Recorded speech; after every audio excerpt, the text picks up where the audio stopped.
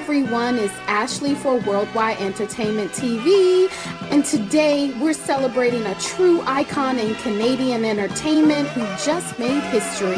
Legendary actress, producer, and trailblazer Tonya Williams has officially been appointed to the Order of Canada, one of the nation's highest civilian honors.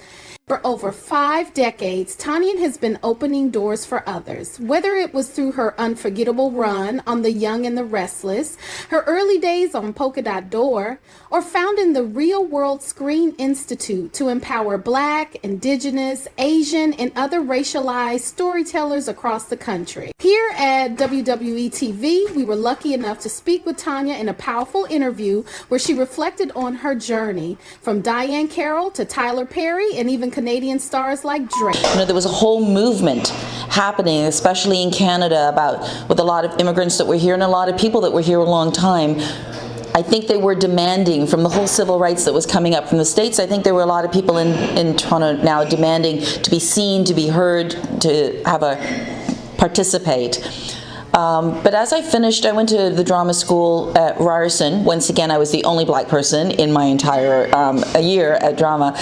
But when I finished that and I started working, I remember someone saying to me, "You're so lucky you get every job," which was frightening to me because I was barely working, but I realized if I'm booking every single thing and I have very little opportunity here, it's time for me to think about crossing the border. And that's when I went down to the US and I found good success for myself in Los Angeles.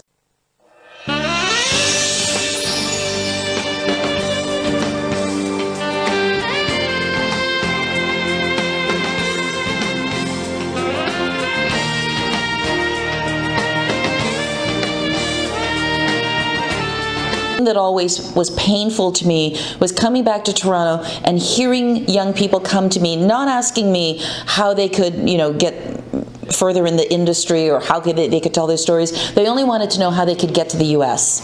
And that really troubled me because we had an incredible amount of talent here and all of it was draining out of the country. And that's when the idea finally came to me. So you see, when you ask me that simple question, how did it come around? I have to give you the whole history so that you understand.